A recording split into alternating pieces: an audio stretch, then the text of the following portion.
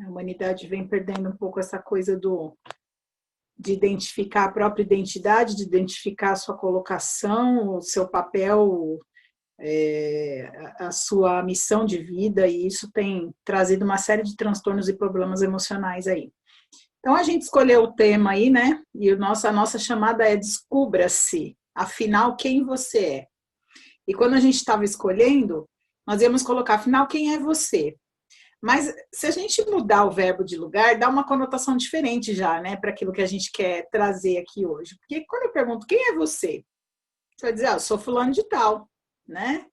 Normalmente você vai se identificar pelo teu nome. Vai falar, eu sou a Daiane, eu sou o Emílio, eu sou o Pedro, eu sou a Ivani, enfim. E quando eu te pergunto, afinal, quem você é, essa pergunta abrange características, né? Ela abre um leque. Quem você é? Pode ter tanta colocação aí para ser feita. Aliás, essa é uma pergunta que o ser humano sempre se faz inconscientemente, desde que ele começa a se reconhecer como gente. Eu falo que na adolescência da gente é a fase, né? É a fase que a gente mais se indaga. Quem somos, o que estamos fazendo aqui, que planeta é esse, o que está acontecendo? E a gente nunca encontrou uma resposta.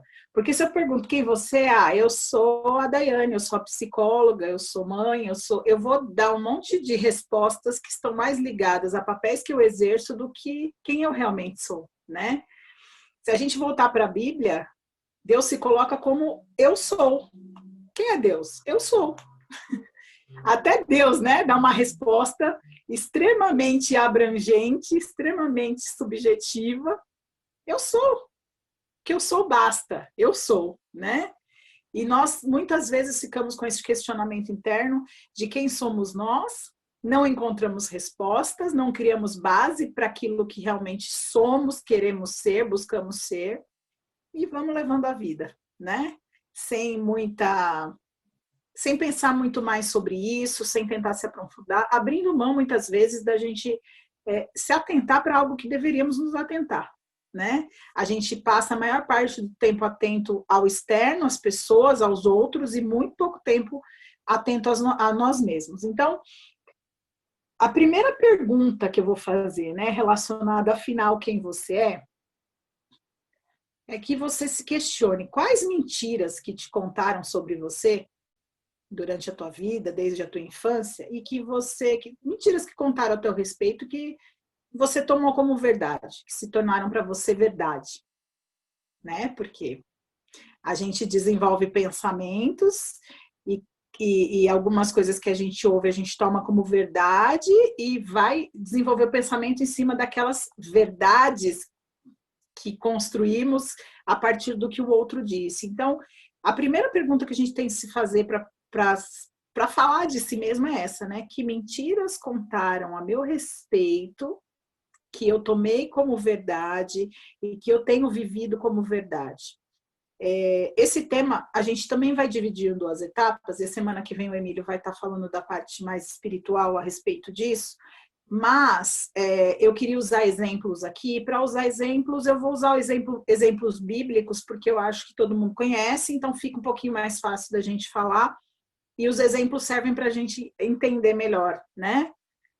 Quando eu falo das mentiras que contaram sobre nós, me vem uma figura da Bíblia chamada Mefibosete, porque Mefibosete, ele era neto do rei Saul, né? Ele era neto de rei, era filho de Jonatas, né? O filho de Saul, mas ele, naquela confusão, né, de fugirem na época da luta, lá da briga de Saul com Davi, Mefibosete acaba se acidentando, fica com problema, não consegue andar, se aleja, enfim. E aí ele fica com a cuidadora dele lá, né, a ama, sei lá, a babá, não sei exatamente quem era, e ele é levado para um lugar chamado Lodebar, né, que me parece que na Bíblia o significado para Lodebar é um local de miséria, um local, né, muito ruim de se viver. E Mefibosete vive tanto aquela vida desde a infância, né, de se colocar no lugar do aleijado, do incapaz, de se colocar no lugar de alguém que só merece pobreza e miséria, que você vai lendo o texto e quando chega um momento que Davi reconhece que precisa trazer Mefibosete de volta, porque Mefibosete fazia parte né, ele era neto do rei, ele era filho, Jonatas, o pai dele era amigo de Davi, né? Ele convida Mefibosete para o palácio. E Mefibosete vai para o palácio com a mentalidade do aleijado, do incapaz, do rejeitado. Ele vai com medo. O que será que o rei vai fazer comigo? E o rei só estava esperando ele com um banquete, né? Porque ele esqueceu a identidade dele, de neto do rei, de filho do rei, né? Mas existia uma hierarquia que respeitava isso. Só que na cabeça dele, ele viveu aquela verdade de miséria, de aleijamento, aquela verdade de exclusão, de incapacidade. E quando ele é convidado, vem para cá que aqui é o teu lugar, ele pensa tudo, menos que alguém estava convidando ele para voltar para um lugar que era dele, porque aquilo não fazia parte, dentro do conceito mental dele, ele não fazia parte daquele reinado. Então, esse é um exemplo que deixa claro para a gente como algumas mentiras que nos contam são incutidas na nossa mente e a gente carrega isso como verdade e a gente baseia o nosso eu, o nosso ser nessas verdades mentirosas, né? Como o Emílio falou, para a gente conceituar um pouquinho essa questão da formação do eu, a gente vai falar um pouco de autoestima, autoimagem, o foco é esse, na verdade, mas antes de falar disso, eu preciso falar um pouquinho do nosso desenvolvimento de caráter e personalidade para a gente entender um pouco, tá? Existem muitas teorias sobre caráter e personalidade. Eu me apego a uma que eu gosto muito, que é muito simplificada e que fica fácil da gente entender, da gente pensar sobre isso, que é caráter. Sempre que a gente fala de caráter de alguém, a gente está falando de caracteres, de características. Ou seja, nós nascemos com características, com caracteres. Então, uma pessoa, ela nasce predisposta a ser mais tímida, ou ela nasce predisposta a ser mais extrovertida, mais comunicativa. Quem aqui não tem filhos, já conviveu com filhos de amigos e já viu bebezinho. Então, acho que todo mundo aqui já viu bebê. Tem bebê que, se a mãe deixar, ele vai embora com qualquer um, né? Ele sorri para o primeiro que aparece, ele arreganha os braços, ele se joga. Ele já é assim desde pequenininho. Agora tem uns bichinhos que são emburrados pra caramba, né? Aqueles que, se você chega perto, parece que ele vai te morder. Então, você vê que já são características, né? Como que essa criança é assim? E às vezes a gente até compara, né? Nossa, esse é irmão daquele, como pode? Aquele era tão simpático, esse aqui é tão ranzinza. Essas são características que fazem parte do nosso caráter. Então, sempre que a gente falar de caráter, a gente está falando de caracteres inatos, que nascem com a gente. Ah, Daiane, você está me falando que alguém nasce mau caráter? Não. Eu estou te dizendo que a gente nasce com características. O que a gente faz com elas depois é que vai determinar se eu vou ter um bom caráter ou um mau caráter. Porque uma pessoa pode nascer com um aspecto, com uma característica agressiva e usar essa agressividade da melhor maneira possível na vida dela. Não para ser agressivo com as pessoas, mas é usar agressividade no trabalho, na vida profissional, ser agressivo naquilo que ele quer construir, naquilo que ele quer fazer, no seu estudo, no seu aprendizado. E aí a gente vai falar um pouquinho de personalidade, que é o que vem depois. Eu pego as minhas características de alguém que acabou de nascer, que não tem senso do eu, que está ali se formando, essa criança, esse bebê que eu fui, que você foi, começa a se relacionar com o meio. Então, quando a gente fala de personalidade, a gente está falando de personas, tem a ver com pessoas com quem eu convivo. É aí que eu desenvolvo a minha personalidade. Os exemplos que eu tenho. Então, eu tenho uma característica agressiva, mas na minha casa eu tenho exemplos de pessoas que não alimentam essa agressividade de uma maneira ruim, mas que conseguem me enxergar e alimentar isso de uma maneira produtiva. Eu vou me desenvolver, eu sou uma criança, eu não sei o que é certo e o que é errado, eu não tenho senso de nada. Tudo que se mostra para mim, eu acho que é aquilo e pronto, né? Então, se eu vejo bater, agredir e gritar, eu vou acreditar que aquilo, no meu inconsciente, aquilo para mim é normal. As relações humanas são baseadas em briga, intriga e contenda. Se eu vejo um ambiente muito tranquilo, eu vou criar dentro de mim a ideia e a imagem de que relacionamento tem que ser muito tranquilo. Então, a gente vai desenvolvendo nossas características em cima daquilo que a gente vai vendo do externo, do mundo externo, das pessoas com quem a gente convive. E aí, quando eu falo de convívio, eu não estou falando só de pai e mãe, né? Pai e mãe é o primeiro contato, e quem não tem pai e mãe ou só tem pai, ou não tem nenhum dos dois, mas foi criado por cuidador, por um lar adotivo, por um orfanato, ele também tem pessoas que vão estar no primeiro cuidado ali, que vão ser referências para ele. De qualquer forma, ele vai desenvolver características a partir daquilo que ele já tem inato nele, que já nasceu com ele, e com esse convívio daquilo que ele vai se espelhar, tá bom? Depois, no final, se vocês tiverem dúvida, a gente vai explicando melhor isso, tá bom? Entrando nos conceitos, então, nesse desenvolvimento, a gente vai desenvolver algo. É muito comum a gente falar autoestima, autoimagem, né? A gente tem mania, hoje em dia esses são termos muito usados. E a gente sempre relaciona com a questão física. Tem muito disso, né? A gente ouve muito e relaciona muito. Primeiro que a gente tem que separar, tá, gente? Quando a gente fala auto com a letra U, A-U-T-O, nós estamos falando de algo que é meu. Automóvel, né? Como o Emílio colocou outro dia na nossa reunião. Como que é, Emílio, a colocação do automóvel? Ele não se movimenta? Abre aí um pouquinho para você falar. Auto é uma palavra grega que significa de si mesmo. Auto com o automóvel, ele se movimenta sem precisar ser empurrado. Ele tem um motor e ele vai sozinho. Por isso ele não é só móvel, ele é automóvel. Obrigada, é isso mesmo. Então, quando a gente fala alto, é algo relativo a mim, tá? Quando eu falo alto com a letra L, A-L-T-O, eu estou falando de altura, alto, baixo, pouco, muito, tá? Então, quando a gente fala autoestima, ele tem autoestima. Todo mundo tem autoestima.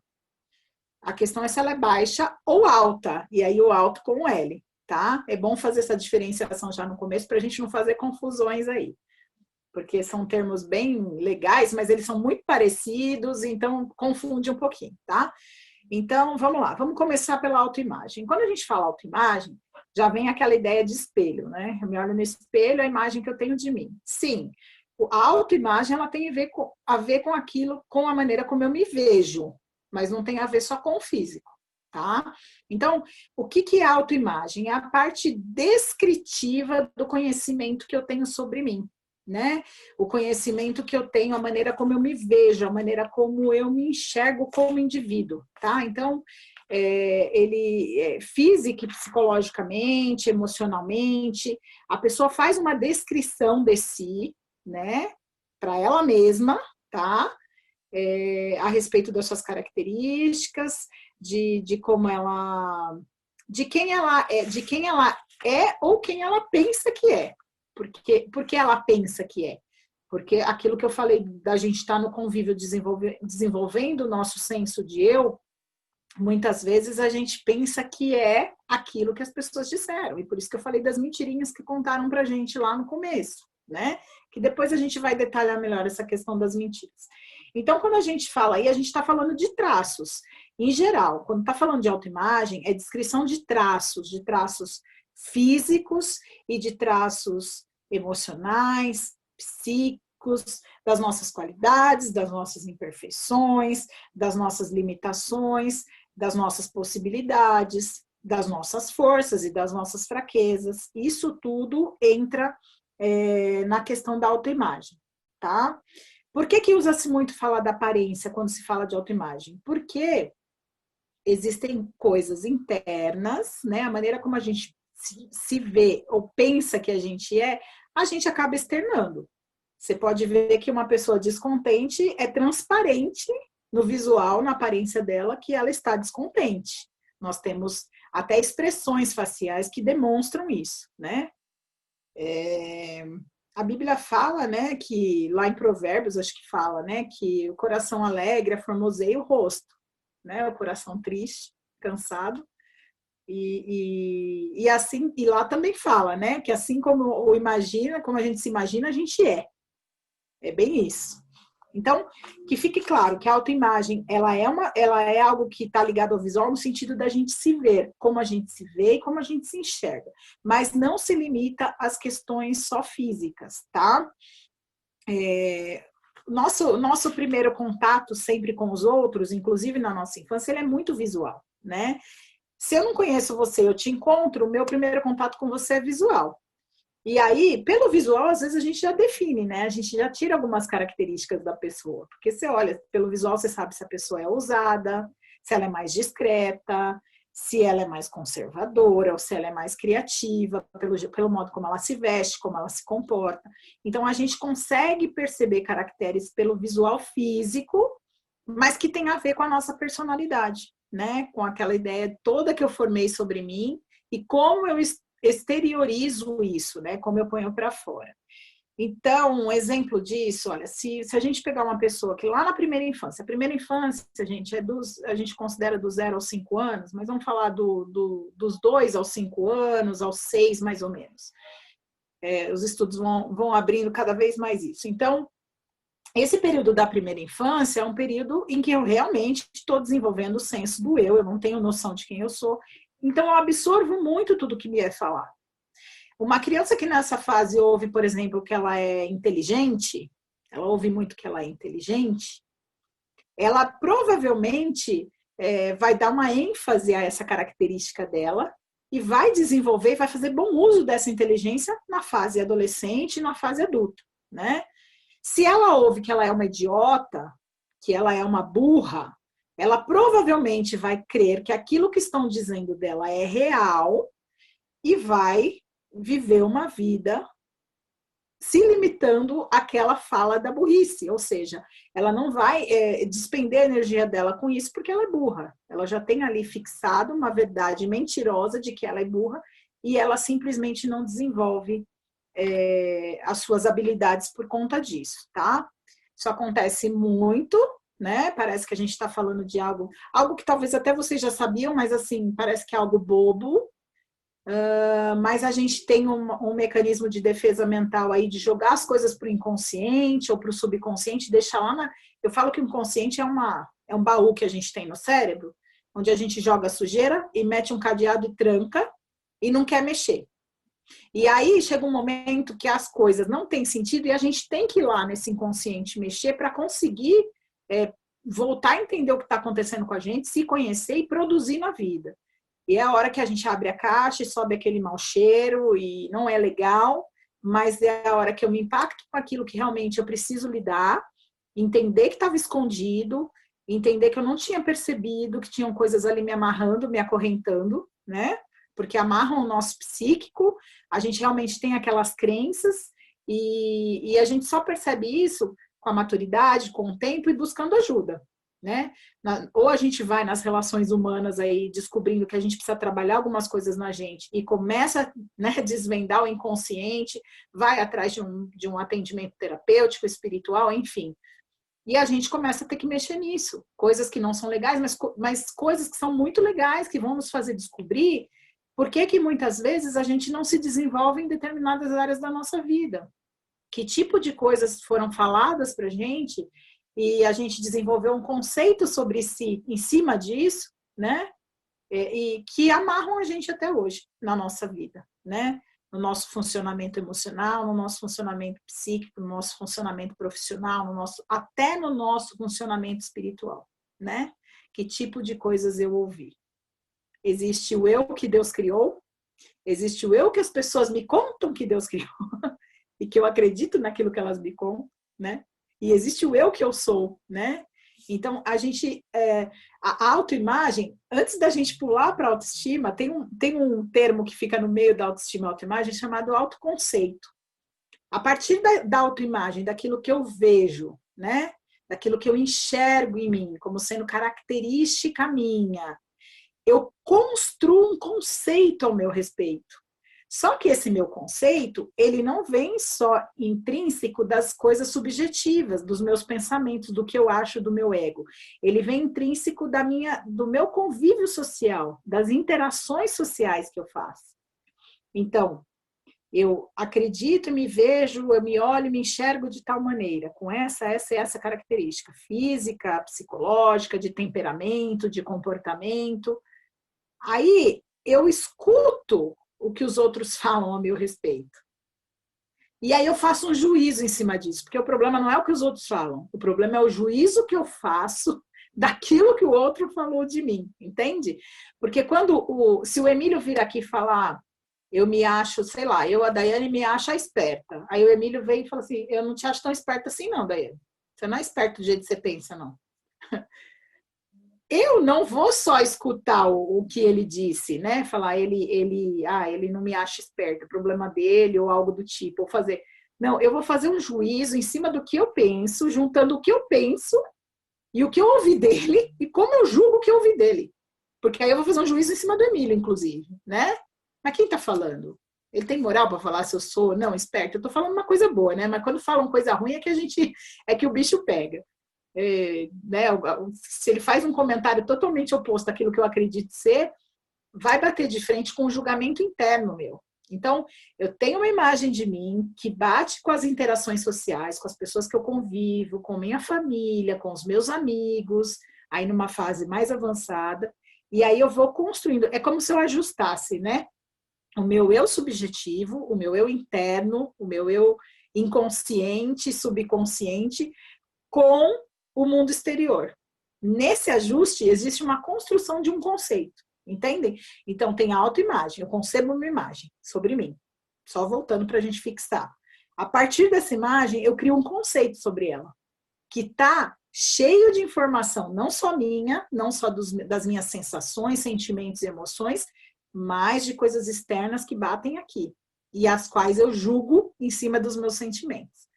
Tá? Então, a gente entra com julgamento o tempo todo, e aí, se eu tenho um eu que não está muito firmado em si mesmo, muito seguro, ele vai ter as interações sociais, essa gama de informações que vem de fora vai mexer demais com o meu mundo interno. Então, a gente, na verdade, quando eu falo de autoconceito, a gente tem um conjunto de crenças sobre nós mesmos em diversos aspectos da vida. Eu tenho crenças sobre mim, sobre a minha vida pessoal, eu tenho crenças sobre a minha vida espiritual, eu tenho crenças sobre a minha vida emocional, eu tenho crenças sobre o meu físico. Não é só a maneira que eu me vejo, mas as crenças que eu criei em relação a isso. Porque a sociedade falou que o meu nariz é grande para o padrão social. Então, a imagem física que eu tenho é uma e o conceito que eu crio vai em cima de uma crença que veio abastecida por uma série de informações externas também, tá? Vamos lá para a parte boa, né? Da autoestima, a estima que todo mundo tem de si. Isso já define o que é autoestima, né? A estima, o apreço, o quanto eu gosto de mim, quanto eu me admiro, quanto eu gosto de mim, mesmo sendo cheia de defeitos, cheia de problemas. A gente não está falando só de se amar porque eu sou linda e perfeita, até porque não somos e nunca seremos. Um dia na glória, se Deus quiser, mas não estaremos mais neste corpo. O quanto eu gosto de mim, o quanto eu me amo, isso é autoestima. Se ela é baixa ou alta, eu que vou determinar, né? Tá bom aí a autoestima, tá ruim, como eu tenho o sentimento que eu desenvolvo, né? Em cima dessa imagem, em cima desse conceito que eu faço de mim, que sentimento eu desenvolvi a meu respeito? Eu gosto dessa pessoa que eu vejo, dessa pessoa que eu conceituo como sendo assim, assim, assim, assim, assado? Eu gosto, eu tenho amor, eu tenho carinho, eu tenho cuidado. E não é ser soberbo, tá? Não é se achar o cara, não. É simplesmente se amar e se aceitar, mesmo reconhecendo todas as nossas fraquezas e todos os nossos defeitos, né? Então, para a gente fortalecer a ideia, como eu me vejo, autoimagem, como eu me percebo e me descrevo conceitualmente, autoconceito. A soma disso vai resultar na autoestima. Concebi uma imagem minha, tenho uma ideia de quem eu sou, criei um conceito sobre essa imagem e o resultado disso é que eu gosto de mim, não gosto de mim, me acho legal, não acho legal, desenvolvi sentimento legal por mim, né? A gente fala que para gostar de alguém, para amar alguém, tem que estar junto, tem que andar junto, tem que conviver e tem que conhecer. Muitas vezes a gente não desenvolve uma autoestima boa, uma autoestima alta, porque a gente simplesmente não convive consigo mesmo. A gente fica o tempo todo mais focado no outro, nas questões externas, do que em conviver consigo. Tem dia que eu falo assim para mim, caraca, tem horas que eu queria falar, Daiane, dá um tempo, vai dar uma volta, dá um rolê, deixa eu quietinha aqui. E aí, assim, não tem como eu fazer isso. Eu sou a pessoa com quem eu passo 24 horas por dia, sem largar um segundo, e eu não tenho como me desvencilhar de mim. Se eu não me relaciono bem comigo, como é que eu vou ficar bem, né? Se eu tenho que olhar para essa cara toda hora que eu olho no espelho, se eu tenho que conversar com meus próprios pensamentos 24 horas por dia, porque são bilhões, zilhões de pensamentos que passam pela nossa cabeça. Então, é no convívio que a gente consegue gostar, desenvolver sentimento e se amar. E muitas vezes a gente usa mecanismos de fuga desse convívio com o eu. Muitas vezes, diversas vezes, né? Eu fujo do convívio com o eu. Eu fujo, eu me distraio, e aí depois a gente vai falar um pouquinho do quanto a gente se sabota nesse sentido, né? Mas eu me distraio com outras coisas, né? Me distraio o tempo todo para não ter que olhar para mim, porque eu não quero passar por enfrentamentos. Eu falei aqui alguma coisa de aceitar, né? Se amar e se aceitar, mesmo reconhecendo seus defeitos. Eu trabalho há muitos anos na área de dependência química e alcoólica, e dentro do programa de dependência química e alcoólica existe uma oração que chama-se oração da serenidade. E ela diz: Senhor, conceda-me serenidade para aceitar as coisas que eu não posso modificar, coragem para modificar as que eu posso e sabedoria para distingui-las.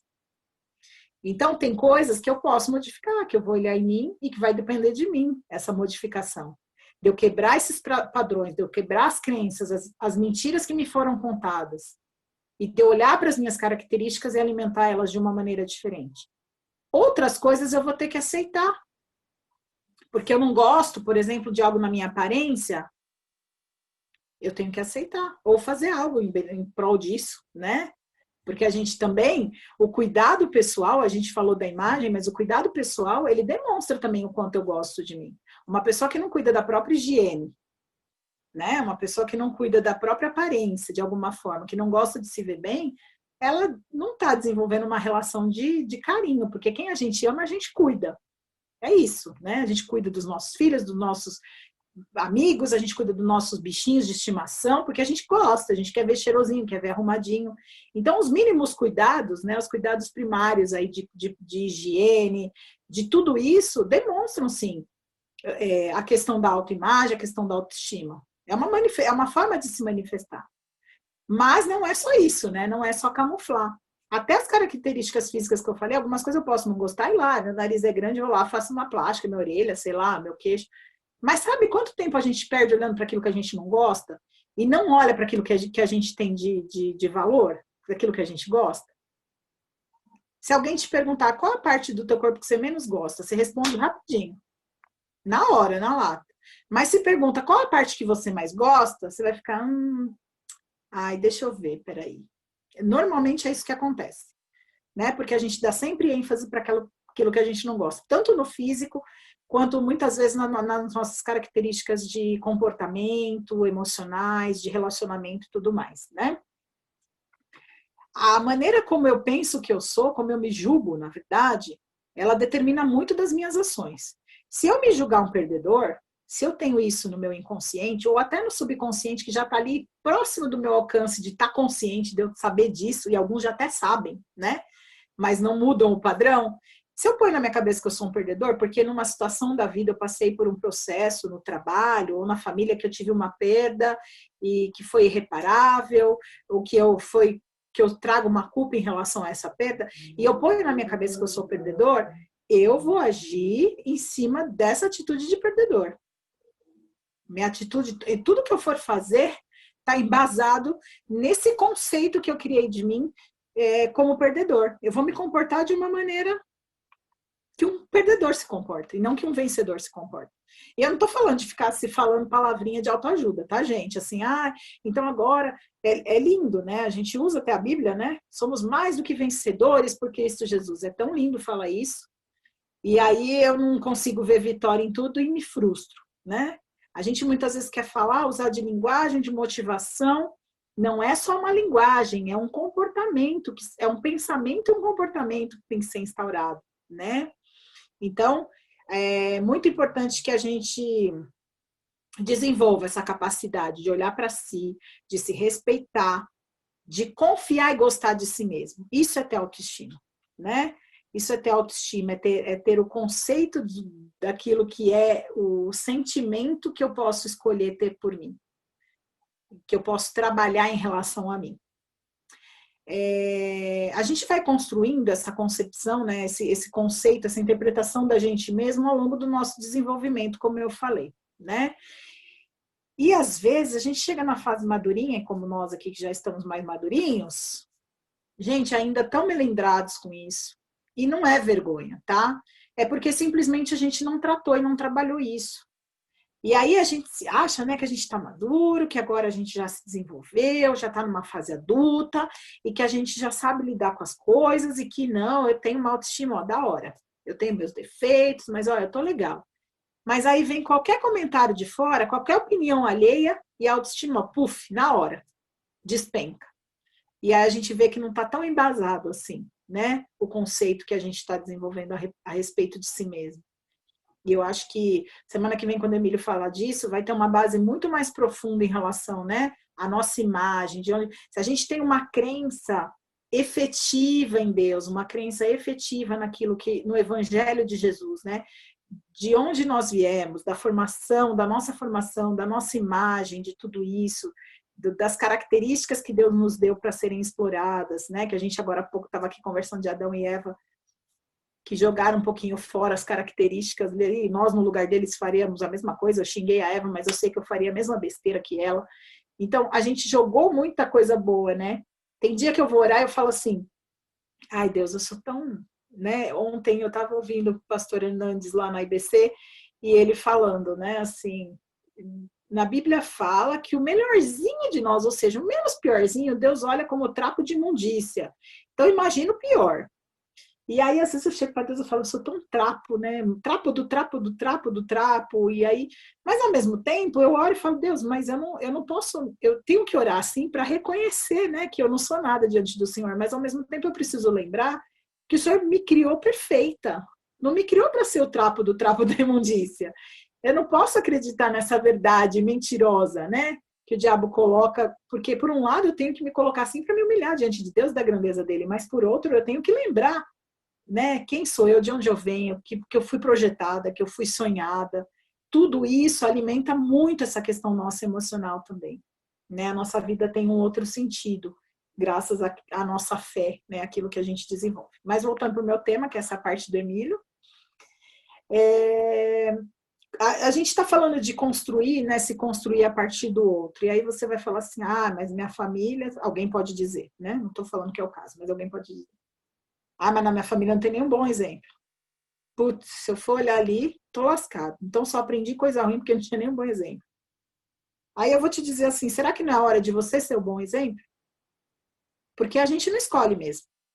Tem coisas que a gente não escolhe passar, né? Nessa formação, na primeira infância, na segunda infância, a gente não escolhe passar. A gente não escolhe, né, com quem a gente vai conviver, a gente não escolhe os professores que a gente vai ter, as referências que a gente vai ter. Mas chega um momento que a minha maturidade me permite fazer uma análise sobre tudo isso, né? Então, ao invés de criticar, na minha família não tenho bons exemplos, sejamos nós o bom exemplo, né? Que vai fazer diferença para a geração que vem depois. Porque a gente tem uma mania também de justificar que, então foi isso, eu não tenho um bom exemplo, então olha aqui, tá tudo aqui destruído. Até quando, né? Eu sempre falo isso para os meus pacientes. Até quando você vai ouvir aquela voz que disse lá na tua infância, quando você era pequenininho, você não presta para nada. Ela tá soando na tua cabeça até hoje. Olha quantos anos se passaram. E até quando a gente vai permitir que uma voz dessa domine a nossa mente, o nosso comportamento, nossas atitudes, nossas relações, nossa vida em geral? Até o nosso relacionamento com Deus. Né? Essa é uma pergunta boa para a gente pensar. Muitas vezes a gente foca tanto no outro, né? E está tão preocupado aquilo que eu disse de fugir do eu. Aí vem outra história de exemplo da Bíblia que eu me lembro. Eu me lembro de Ana e Penina, né? Ana e Penina, as duas lá, as mulheres de Eucana, né? Era o nome dele. E aí, assim, elas estavam o tempo todo, né? Ana não podia ter filhos, mas Ana era extremamente amada pelo marido. Ele fazia todos os mimos possíveis para ela. Ela era mimada dele, ela era queridinha dele. Já a Penina podia ter filhos, uma coisa que Ana não podia. Mas elas passam, maior parte do texto que você lê é Penina atacando Ana por não poder ter filhos e Ana atacando Penina de uma outra forma, e as duas não conseguem olhar para o que elas têm de bom, né? Assim, Ana não consegue enxergar, eu não posso ter filhos, mas olha o marido que eu tenho, olha como ele me trata, olha o amor, que presente de amor eu tenho.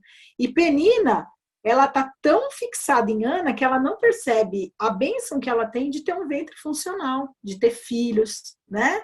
Então, a gente tem muito isso, de estar tão focado no outro, de atacar o outro, dentro do nosso contexto familiar, das nossas relações primárias ali, né? A gente está tão fixado em atacar que a gente não consegue olhar para si. E aí, essa imagem, por isso que a nossa imagem foi uma imagem de um espelho quebrado, ela se distorce toda, né? A gente fica vendo cacos de nós, e não nós mesmos, como deveríamos, né? A gente tem na memória histórias de vida, desde a nossa infância, nós somos hoje resultado disso, gente. Não é que a gente está falando, vamos voltar lá na infância, fazer uma hipnose de retrocesso, não é nada disso. É simplesmente a gente entender que nós somos hoje resultado de um processo que nós vivemos, né? Nós chegamos aqui, é igual uma massa de bolo, ou qualquer comida que você vai preparar, ela tem um processo para se tornar, né, o produto final. Nós estamos ainda em processo, aliás, o nosso processo é eterno, né? Não acaba aqui nesse corpo. Mas dentro desse processo a gente vai gravando, né? As histórias que a gente vai vivendo. E tem gente que fala assim, como é que eu posso apagar isso da minha memória?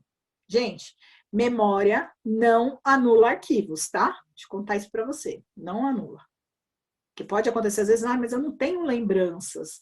Isso é um mecanismo de defesa que a gente usa, tá? Da gente camuflar de novo no inconsciente e não lembrar de algumas coisas. Se a gente começa a investigar e pesquisar um pouquinho, a memória começa a se abrir, tá? A gente gosta de falar, né? Ai, minha memória é falha, né? Hoje, por conta da gama de informações que a gente tem, de tanto peso, né? De tanto compromisso, de tanto estresse, nossa cabecinha falha, né? Com a memória recente, às vezes.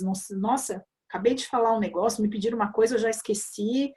Mas quando eu falo de memória afetiva, daquelas coisas que realmente marcaram esse processo da formação, né, da nossa personalidade, de quem nós somos, é algo que fica muito enraizado, né? Porque é dali que parte o que eu ainda estou sendo hoje. Então, quando a gente fala, como é que eu posso apagar isso? Como é que eu posso anular? Não tenta apagar, não vai apagar.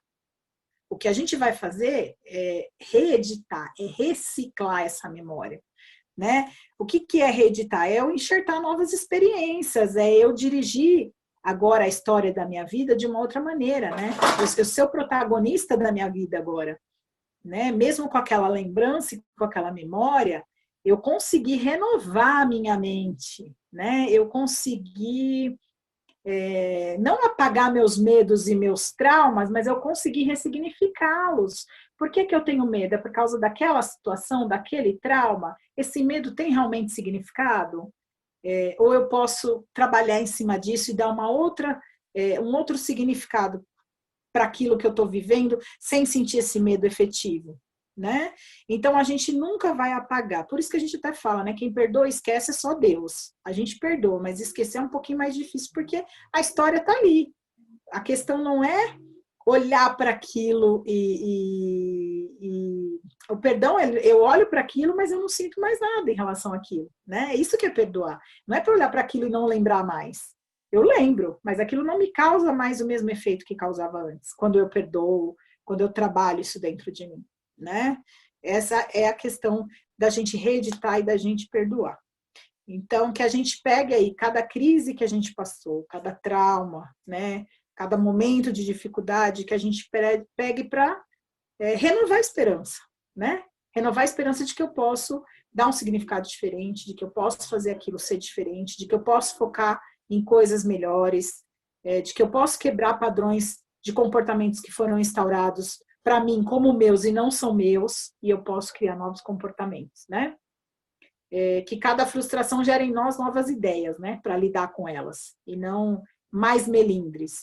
Porque na fase adulta a gente tem essa condição do pensar, né? Hoje eu tenho uma gama de informações, inclusive aqui a gente está tendo essa troca para falar sobre isso, justamente para a gente poder entender que lá na crise, quando eu estava vivenciando o trauma, a crise, a fala, tudo aquilo, eu não era capaz de pensar. Hoje, fora da crise, o eu fora da crise, ele pensa, né? Ele consegue debater com os fantasmas mentais dele.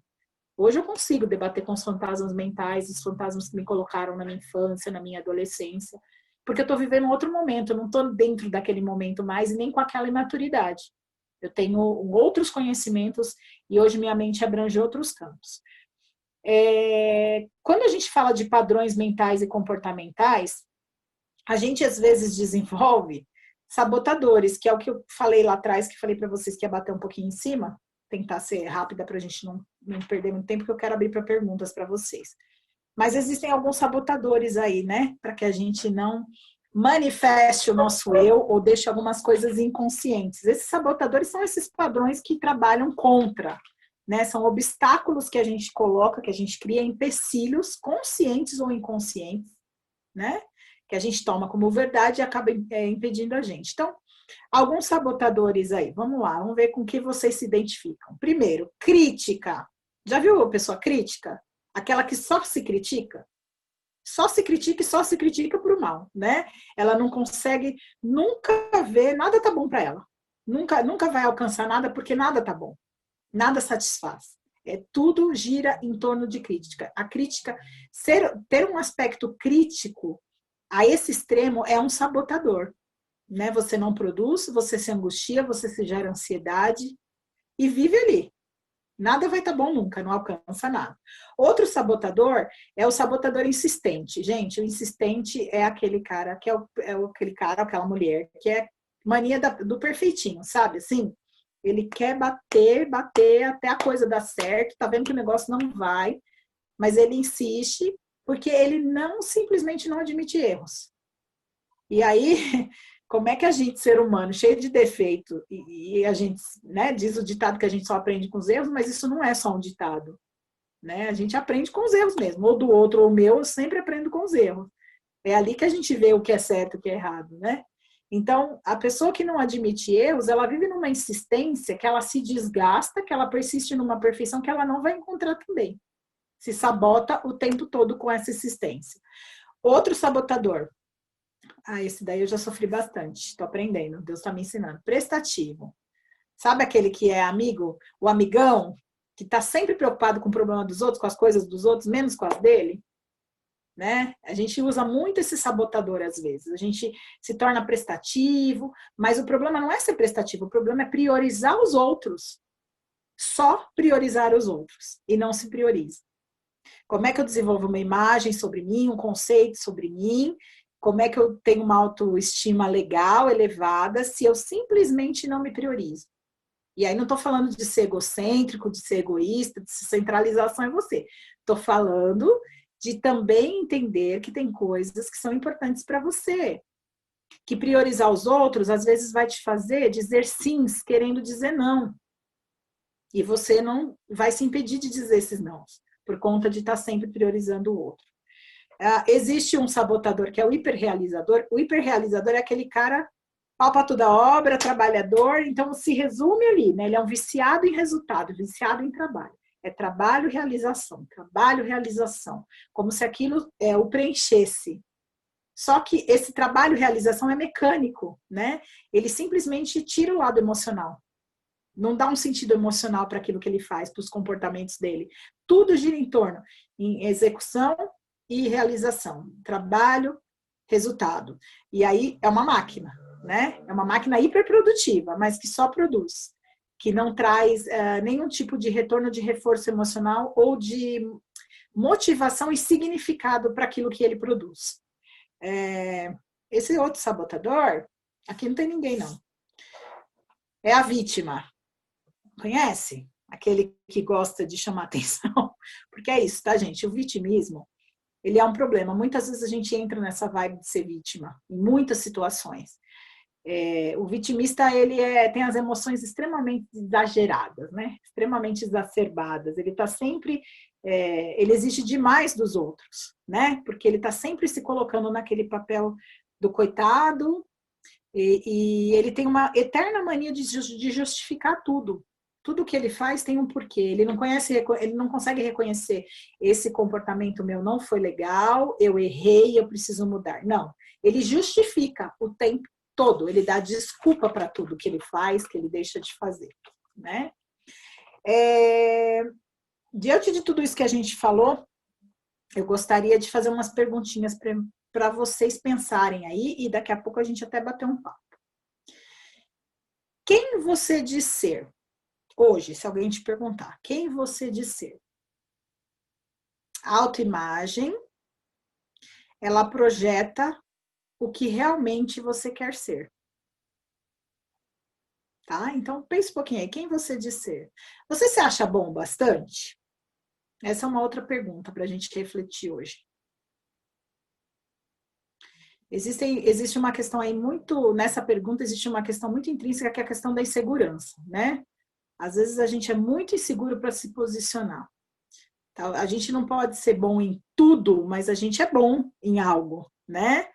E aí quando a gente pergunta, você é bom o bastante, parece que tem um parâmetro, né? O que é bastante, o que é pouco? E onde é que eu firmo o meu parâmetro? Tem gente que sofre de uma síndrome que a gente chama da síndrome do impostor. Ele está sempre achando que por mais que ele faça, ele não vai atingir o nível dos outros. Os outros estão sempre no nível tão elevado dele em todos os aspectos, que ele está sempre achando que por mais que ele faça, por mais que ele construa, ele vai estar sempre no nível abaixo. Uma pergunta boa. Será que a gente tem necessidade de querer agradar todo mundo? Tem realmente essa necessidade? Porque quando a gente tem essa necessidade de agradar todo mundo, normalmente o que está por trás é que a gente espera algo em troca, e aí a gente exige das nossas relações, né? A gente exige do outro aquilo que a gente não se dá, a gente não recebe retorno, se frustra, porque o retorno, mesmo que alguém dê, não vai atender aos meus, né? Aquilo que eu almejo, porque o que eu almejo sou eu que almejo e não o outro. Vem por trás a questão do agradar para ser aceito, muitas vezes para ser aceito num grupo, para ser aceito num ambiente que a gente acaba querendo agradar, e aí a gente deixa de lado nossos próprios desejos, nossos próprios anseios, aquilo que tem realmente significado para a gente como ser humano, como pessoa, como ser vivo, e aí fica meio que vagueando, né? Porque a gente está agradando os outros, mas sem identidade nenhuma. Quando a gente fala de identidade, gente, isso acho que é um conceito legal da gente falar também. O que é a identidade? São características que me distinguem como pessoa, né? Que me distinguem como indivíduo. O indivíduo, ele é próprio. Essas características são a identidade dele. Se eu quero tomar características emprestadas para ser quem eu sou, eu deixo de ser quem eu sou. E a beleza de ser quem sou reside no ser quem sou. Entendem? Como é que eu vou me colocar como um indivíduo, como alguém diferenciado, como alguém que se destaque, se eu não olho para mim, para as minhas habilidades, para aquilo que eu realmente tenho de possibilidades em mim, na minha formação e naquilo que eu posso moldar e emoldurar? Por que a gente tem que seguir tanto padrão de perfeição? Né? Tirando Deus e tirando o conceito espiritual, que é uma outra questão, nós só vamos ser perfeitos no céu, mas a gente segue aí um parâmetro de comportamentos que a gente acredita, né? Seguindo a Cristo. Mas tirando isso, tantos padrões impostos de perfeição física, de perfeição de comportamento, será que a gente precisa ser reconhecido a todo instante, né? Sendo medido por esses padrões, né? Quando a gente é medido por padrões, a gente joga, na verdade, o senso da nossa própria identidade na mão dos outros. Perde sentido para a gente, perde referência para a gente. Existe uma palavra que chama-se tenacidade, né? O que é tenacidade? Tenacidade é se tornar resistente, é engrossar o couro mesmo, sabe? Sim, tem um povo do interior que fala, vamos engrossar o couro. Deve ter alguma linguagem relacionada a boi, vaca, alguma coisa do tipo, eu não sei. Deve ter alguma explicação. Mas a gente ouve muito, né? Esse negócio de engrossar o couro. Como é que a gente engrossa o couro? A gente engrossa o couro e se torna resistente na medida em que a gente se fortalece para isso. E o nosso físico, ele se fortalece quando a gente fortalece os músculos. E o nosso emocional tem uma musculatura também que precisa ser fortalecida.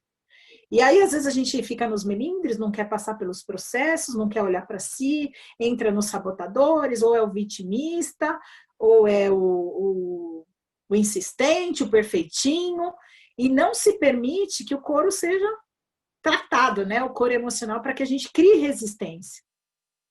Sabe por quê? A gente pensa o tempo todo, né? A gente pensa o tempo todo. Tem pensamento vindo na cabeça 24 horas por dia, como eu disse há pouco. Milhares, né? Só que eu não sou meus pensamentos, gente. Não sou. Eu não sou os meus pensamentos. Eu sou quem eu sou. Os meus pensamentos, o que eu alimentar deles vai sim me ajudar a ter uma definição do meu eu. Mas eu não sou o que eu penso, eu não sou os meus pensamentos, eu não sou o que o outro pensa. Eu preciso olhar para mim um pouquinho mais além disso. E saber que aquilo que eu alimento dos meus pensamentos vai resultar, sim, na forma como eu vou agir, né? E na forma como eu vou ser realmente, como pessoa. E aí, sim, eu vou ter uma imagem mais clara de mim, né? Eu costumo dizer que quando a gente fala assim, ai, tô tão cansada, minha cabeça, sabe? Quando minha cabeça tá cansada, eu não aguento mais, cansada da vida. A gente já falou, eu já falei muito isso, cansada da vida, cansada. E aí você não sabe definir, né? Assim, não é só um cansado de falar, tô cansado do meu trabalho, tô cansado dessa rotina. Não, quando você fala aquele cansaço mesmo, sabe? Tô cansado da vida. Sabe o que a gente está tentando dizer ali? A gente não está cansado da vida. A gente está cansado dos próprios pensamentos. Sabe esse blá, blá, blá que fica aqui na nossa mente o tempo todo? Que a gente alimenta e que a gente não dá uma atenção, não atenção para dar ênfase a pensamentos ruins, mas uma atenção para cuidar dos pensamentos, né? Que tipo de pensamentos eu tenho sobre mim, como eu tenho me visto, como eu tenho desenvolvido meus conceitos, minhas características, né? A gente não nasceu para ser o que os outros querem que a gente seja. A gente nasceu para ser quem a gente é. A gente não nasceu para ser o que a gente pensa que é. Mas a gente nasceu para ser alguém que já tem características próprias e que pode usar o pensamento para trabalhar em cima dessas características e aí sim projetar quem quer ser. E aí sim a gente exterioriza, né? Tudo aquilo que a gente realmente acredita que seja. Eu escrevi até uma frase assim: aceite quem você é e seja bem-sucedido em ser você. Às vezes a gente fica tentando tanto, né? Ser os padrões, ser as pessoas. A gente não vai ser bem-sucedido nisso nunca, gente. Nunca. Sabe? Eu fui criado para ser com tais habilidades, tais características. Se eu der ênfase àquilo, aquilo vai ser tão lindo. Aí eu vou usar até aqui uma coisa muito corriqueira para a gente, né? Dentro das igrejas, dentro do nosso ambiente, instituição, igreja. Quantas vezes a gente vê gente deixando de investir em ministério porque está voltado para o ministério do outro? Porque tá, eu quero ser pastor e pregar que nem o pastor tal. Mas não tem a menor condição de dialética, de dinâmica para fazer pregação. Ou tá lá olhando a moça que louva e canta, ai que voz linda, eu também quero ser cantora. Mas canta igual uma gralha e tá querendo, e tem um dom voltado para outras coisas que não tá dando ênfase, tá querendo desenvolver algo que não tá nela. A parte do corpo de Cristo, entende? Eu nasci para ser braço, tô querendo ser perna, eu nasci para ser orelha, tô querendo ser boca. Não encaixa, não encaixa. A gente precisa olhar para as nossas habilidades e trabalhar em cima delas. Desta forma, a gente vai ter uma boa autoimagem, uma boa autoestima, um bom autoconceito. Quando eu realmente der ênfase e ir em cima daquilo que eu tenho habilidade para desenvolver e parar de criar no outro, né, a minha referência. O outro, a gente é ser único individual que se forma a partir do outro, porque é no convívio que a gente vai se vendo. Mas eu me vejo no outro não é para copiá-lo, é para desenvolver minhas próprias características, entende? É só um espelho, mas eu desenvolvo aquilo que eu sou, né? Aquilo que eu realmente fui criado para ser. Então, algumas dicas para a gente fechar e entrar nas perguntas que a gente já avançou no horário. Primeiro, se você é muito crítico, para de se criticar, né? Para um pouquinho. Isso pesa na mente de uma forma que trava literalmente o teu funcionamento mental. Ame-se, isso é mandamento, gente. A gente gostando ou não, a gente tem que se amar. Então, já que é pra gente se amar, vamos desenvolver uma relação legal com a gente mesmo, né? Tem horas que é difícil, eu sei, a gente tem horas que tem vontade de dar em mim, mas não tem o que fazer. Outra dica legal, evite excesso de competição. Você não está aqui para ficar competindo com o outro, quem é melhor ou quem é pior. Se tiver que competir, compete com o teu eu aí, né? Brigando com ele para fazer o melhor de si mesmo. Briga consigo mesmo. Mas competir com o outro, ele vai ganhar algumas, você vai perder em outras e vai ser assim, ninguém vai chegar a lugar nenhum, né? E aí, se você não compete, também não. Outra dica é não colocar expectativa nos outros. Evitar a comparação. Para de se comparar. Você é você, né? E a mania que a gente tem de falar, mas eu acho assim porque eu sou igualzinho meu pai, igualzinho a minha mãe. Você não é igualzinho nada, você só nasceu deles. Mas a gente tem que parar com essa ideia de repetir comportamento também embasado nisso, porque isso também é mais um mecanismo nosso de safadeza, que eu falo, né? Um mecanismo sem vergonha do nosso cérebro, para a gente ficar se mantendo com comportamentos que não são legais, né? Em relação ao teu visual, cuide do seu corpo e comece a olhar para si com outro olhar, porque o que é bonito para mim é feio para você, o que é feio para você é bonito para mim, e isso é muito... a gente está definindo muito padrão de beleza externa em cima do que os outros falam, do que a sociedade coloca, inclusive nós, né, cristãos, que não devíamos nem estar tão... cuidar do nosso corpo como templo, mas nem estar tão preocupado com a questão da aparência assim.